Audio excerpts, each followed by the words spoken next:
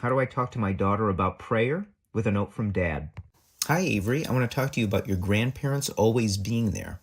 At the jiu-jitsu competition, I was very nervous. There's a certain pressure of competing in front of other people, but when it involves fighting and you have never competed before, there is an element of fear which comes up. When I got to the gym, my heart started beating faster. It became real to me and I started to feel nervous.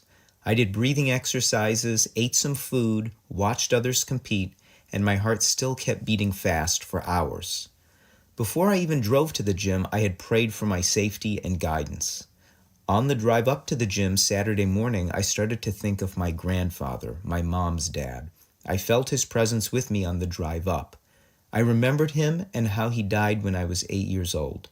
I knew him as a young boy. Now, as a grown man, I remembered him, but I have seen so much more of life that I can relate to him differently as an adult. Throughout the morning, when my nerves were at their worst, he was there in my heart and mind. It helped to know that someone who loves me was with me.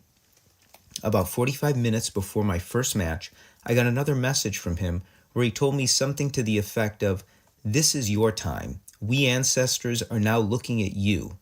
Our time has passed. This is your time to shine." He explained to me that it was my time to lead. He also said he doesn't get to experience the sharp feeling of nervousness like I feel. Being alive and feeling your heart race is a privilege since you are still living and experiencing the ups and downs of life. Feelings of joy and happiness are things the living get to enjoy. The sadness and grief we feel when someone dies, or the pain a mother feels during pregnancy and childbirth, are special in their own way because only the living get to experience these states of being. This message made a big impression on me. It not only calmed me down before my matches, but it gave me a green light mentally to push myself harder and see myself as a leader in other areas. Part of growing up is carrying your childhood with you into adulthood. I think connecting with my grandfather helped me grow up a bit and feel more confidence to lead. A lot of people think prayer is nonsense, and I did at one point too. I decided to pray in my own way, in my own words, in a way that felt natural and authentic to me. As you grow up, I hope you think for yourself, humble yourself, and ask for help from your ancestors. Your grandparents and parents will always be there with you, even if they're no longer living.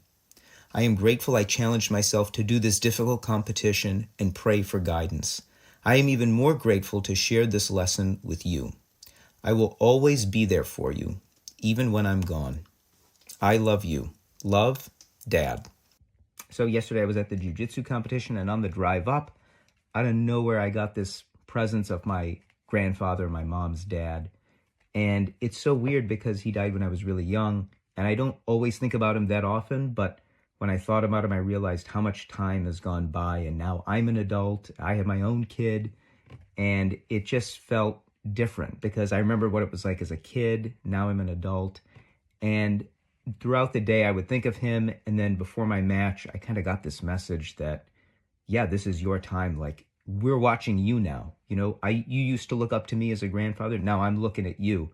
And it was such a cool message to get and to feel, and it's kind of hard to put it into words, but it was really special, and I'm glad that I got to get this message only because I did something hard and difficult, and it made me put myself in a situation where I needed to pray. And that's what's cool about doing hard things, and that's what's cool about being open to receiving these types of messages. So that's what I wrote to my daughter. I'm excited to read it to her tonight, and I hope you enjoyed it, and that is today's note from Dad.